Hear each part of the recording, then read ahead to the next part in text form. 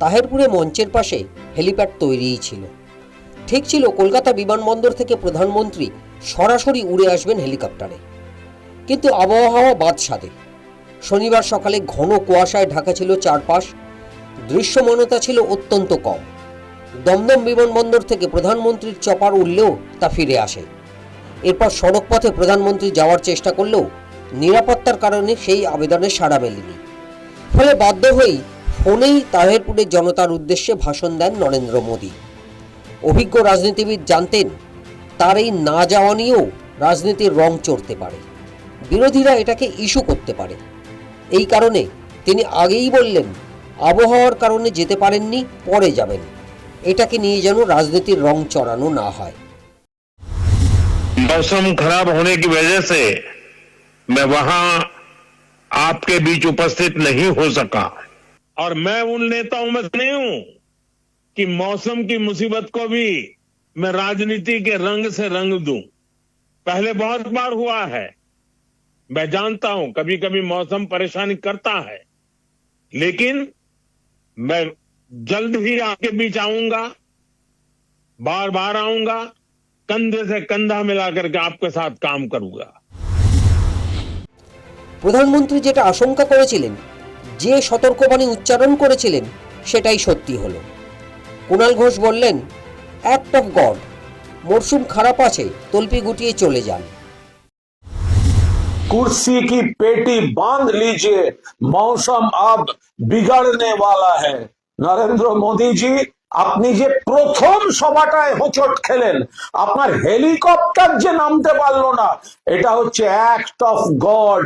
মনে করুন অভিষেক ব্যানার্জির কথা, कुर्सी की पेटी बांध लीजिए, मौसम बिगड़ने वाला है।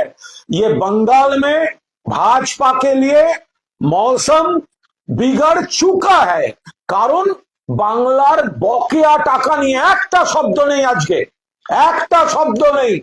বাংলা ভাষাকে অপমান করেছেন, একটা শব্দ নেই। পরিস্থিতি খারাপ বুঝে পালিয়ে গেছেন। ব্রাত্য বসু সরাসরি যুব ভারতীর প্রসঙ্গ টেনে এনে কটাক্ষ করলেন। গত শনিবার মেসির অনুষ্ঠানে গন্ডগোলের সময় মমতা বন্দ্যোপাধ্যায় কাছে এসেও গাড়ি ঘুরিয়ে ফিরে গিয়েছিলেন বলে খবর। তাই নিয়ে সরব হয়েছেন বিরোধীরা। এক সপ্তাহ পর ব্রাত্য বসু সেই প্রসঙ্গ টেনে এনে বললেন মোদি পালিয়ে গেছেন। 26 ইলেকশনে তার কি ফলাফল হতে যাচ্ছে এটা আগামনী আন্দাজ করতে পারছেন।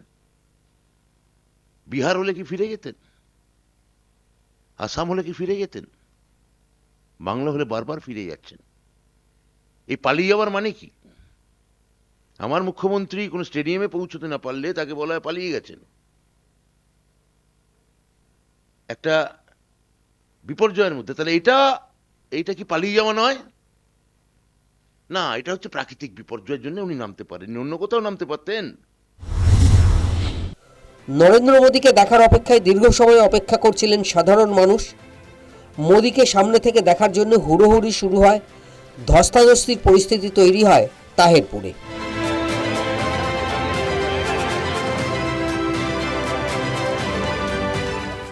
আবহাওয়া এখন রাজনীতির হাতিয়ার। যুব ভারতী কাণ্ডের ওই বিশৃঙ্খলার সঙ্গে তুলনা করা হচ্ছে শনিবারের খারাপ আবহাওয়ার। রাজনৈতিক বিশ্লেষকরা বলছেন ভোটের বাজারে এখন সব কিছুই রাজনীতির হাতিয়ার। News time.